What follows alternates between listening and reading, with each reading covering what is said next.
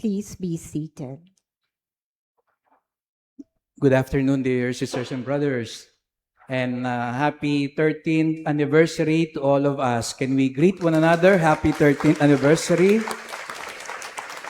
And Monsignor Reggie, thank you for the kind invitation. Kamusta na ho kayo? Na-traffic ho ba kayo? Mainit ho ba ulo nyo ngayon, araw na ito? Kalma lang po, no? At napakaganda po na sa araw na ito ay ipinagdiriwang natin ang unang araw ng ating pagnonobena at ikalabit na 3 taon ng pagkakatatag at pagka-bless ng ating chapel, ang Mary Mother of Hope. The other month, the third Mary Mother of Hope Chapel there at the Ayala Manila Bay was blessed. And I was telling the Apostolic Nuncio and Cardinal Joe then the story of this chapel which we blessed 13 years ago with Cardinal Chito Tagle. And I was telling them that Mr. Keng at the time would send back the pews you are now sitting on, a number of times back to the supplier because Mr. Keng was very stringent. He wanted the pews to really be ergonomic and really comfortable for the people. And that's why he would try it personally, and when he does not like it, he sends it back. And he would tell me, Father, I want the pews to be very comfortable. And I was telling him, not too much, Mr. Keng, because they might fall asleep if it is too comfortable already. But if you really notice, our pews are one of a kind. Ergonomic ho yan, no? At talagang pinag-aralan para lalo tayong makapagdasal, hindi makatulog. Pero yun na nga ho, nakakaantok na nga minsan ng homilies namin, tapos ang lamig-lamig pa, at ang sarap pa ng upuan, talagang that's the perfect formula to sleep. Tingnan nyo aming katabi nyo, nakatulog na ho, no? Gising-gising muna ho. No? Sleep. That is what I want to dwell on as we begin our reflection. Inasmuch as in the gospel we are told Jesus was asleep. By the way, before I proceed, pampagising ng konti ho, no? Matanong lang, how do you call those public officials who fight sleep because they're afraid they might be charged and jailed? Usong-uso ho ngayon yan, no? So how do you call those public officials fighting sleep? They are those resisting arrest. Yung pong umiti, paki-explain na lang sa katabi nyo yung ibig sabihin. Resisting arrest. Gets nyo na ho? No, yeah. If I will ask some people about our gospel today taken from Matthew 8:23 to 27, what could be a best title or caption? Perhaps some may call it the miracle of the calming of the storm. After all, that was what Jesus did. He calmed the storm. He made the winds and the waves stop.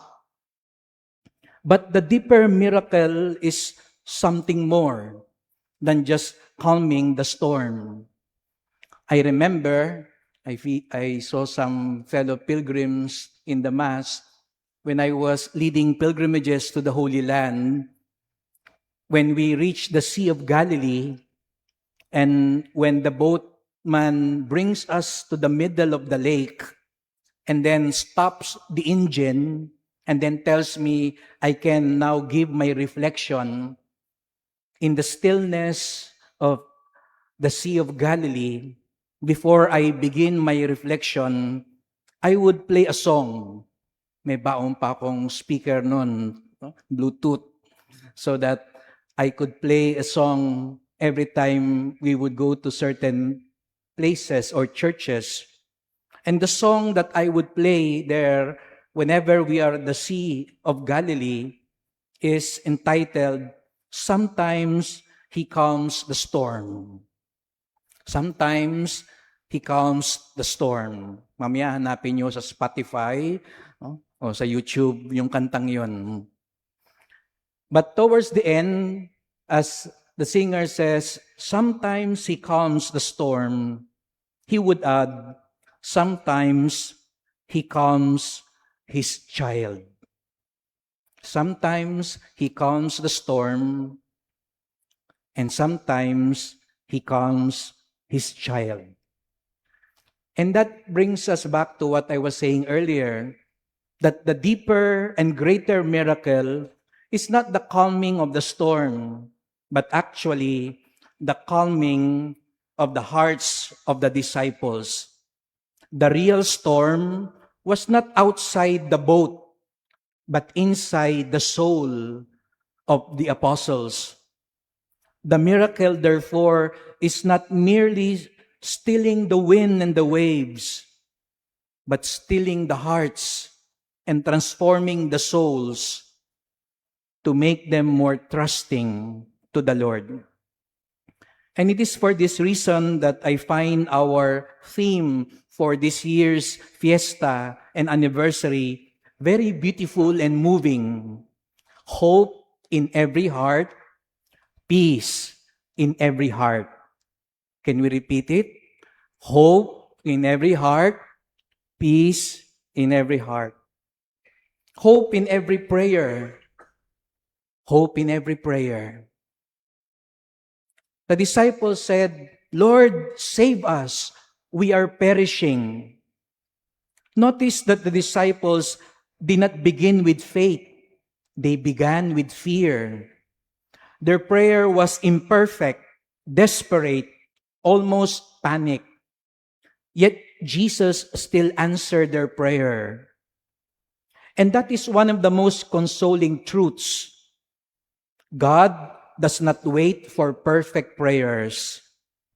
He listens to sincere ones. I repeat, God does not wait for perfect prayers.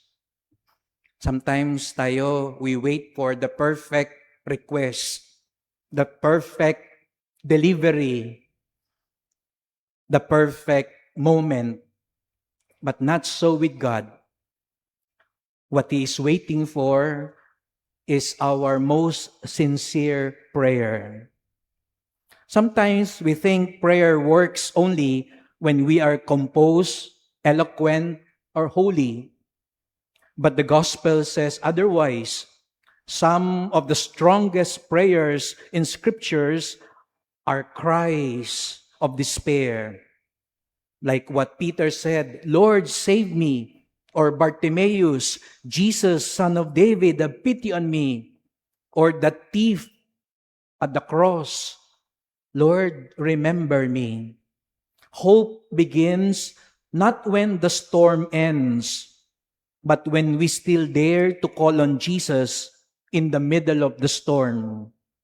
Every prayer is an act of hope because every prayer says, Lord, I still believe you are here, even if you seem asleep or absent. Prayer is not more about asking for explanations and solutions. Di ba minsan ganun tayo sa panalangin, naghahanap tayo ng paliwanag at paraan. Lord, bakit ganito? Lord, dapat ganito. Naghahanap tayo ng paliwanag at paraan.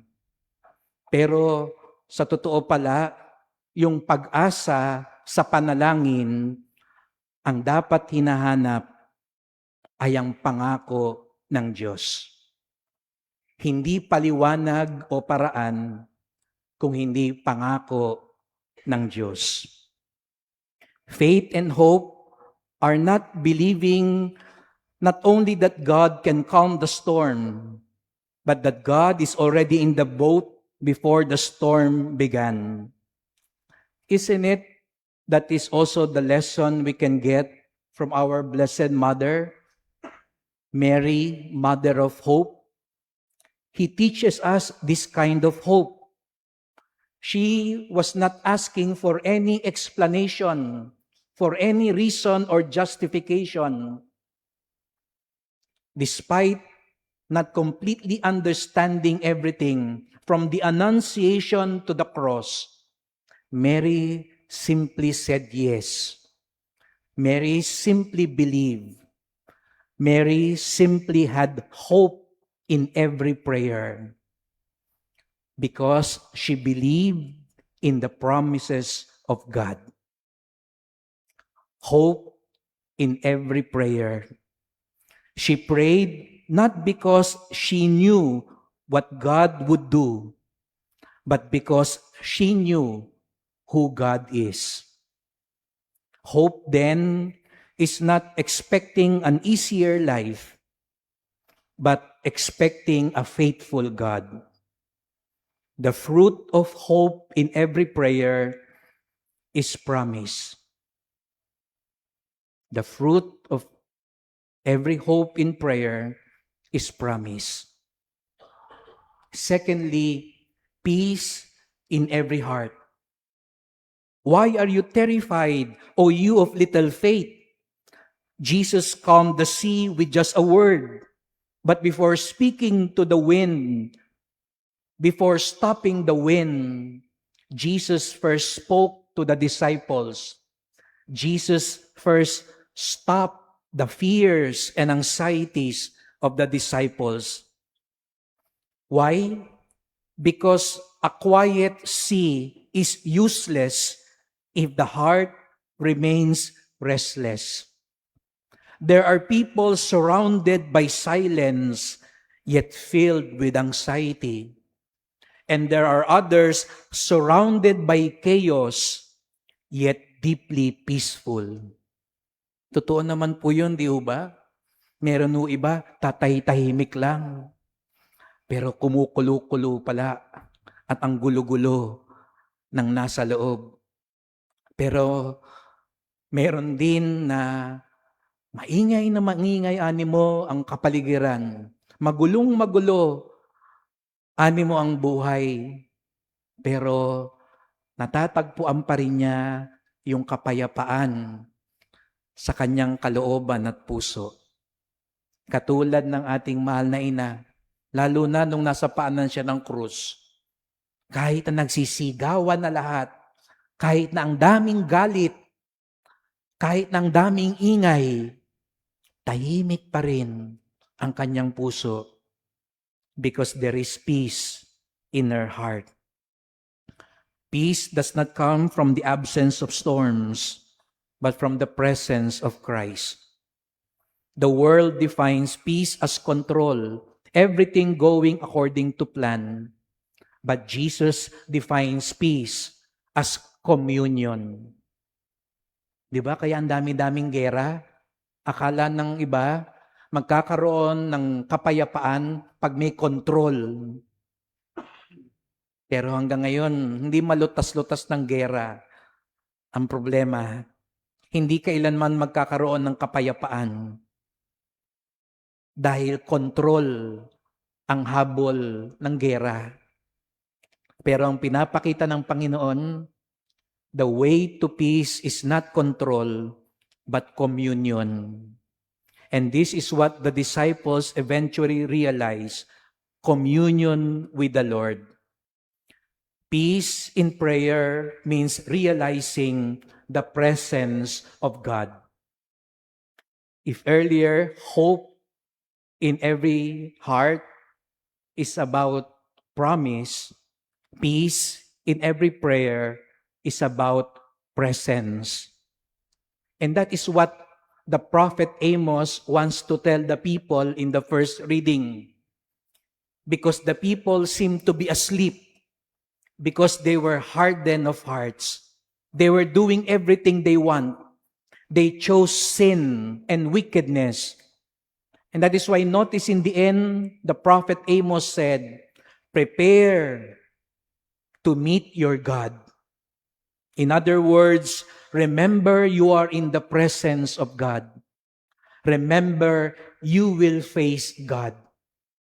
Di ho ba, pag naalala natin yon, harap tayo sa Diyos, magiging mapayapa tayo.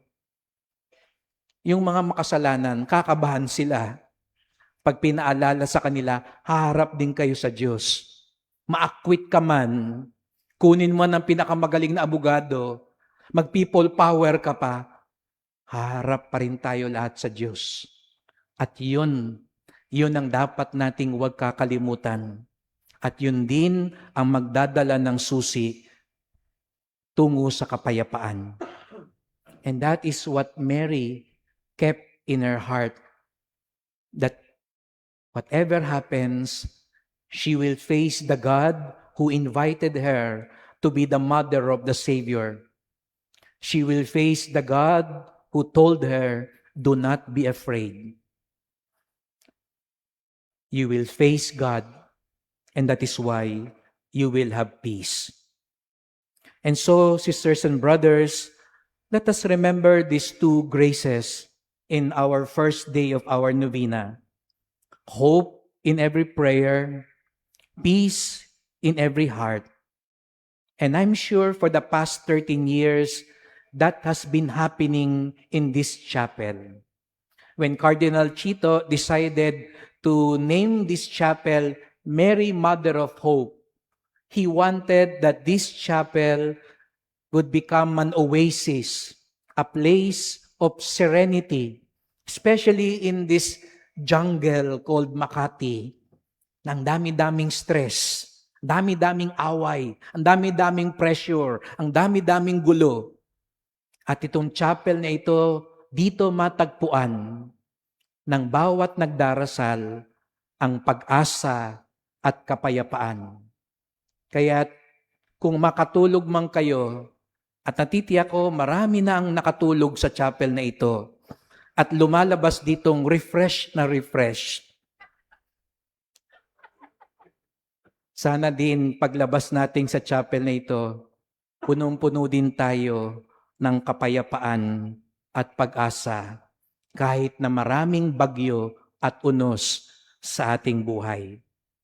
With Mary, Mother of Hope, let us continue to pray until hope becomes peace and peace becomes unwavering faith, believing in the God of promise and presence, who is always with us, now and forever.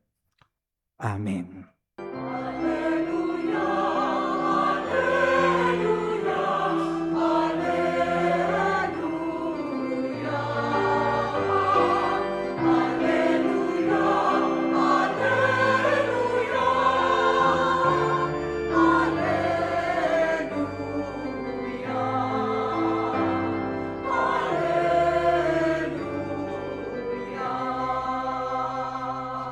Altogether, I trust in the Lord. My soul trusts in His word.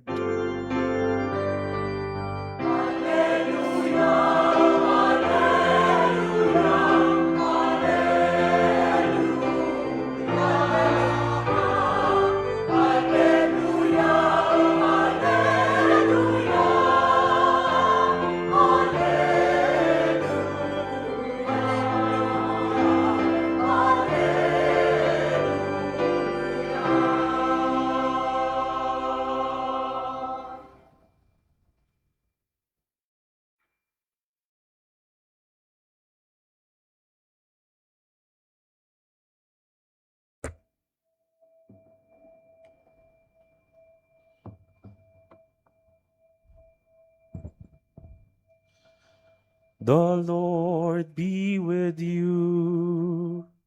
And with your spirit. A reading from the Holy Gospel according to Matthew. Glory to you, O Lord.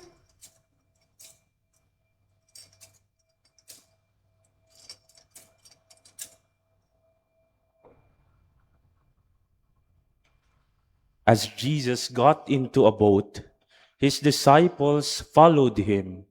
Suddenly, a violent storm came up on the sea, so that the boat was being swamped by waves. But he was asleep. They came and woke him, saying, "Lord, save us. We are perishing." He said to them, "Why are you terrified, O you of little faith?" Then he got up, rebuked the winds and the sea, and there was great calm. The men were amazed and said, "What sort of man is this, whom even the winds and the sea obey?" The Gospel of the Lord.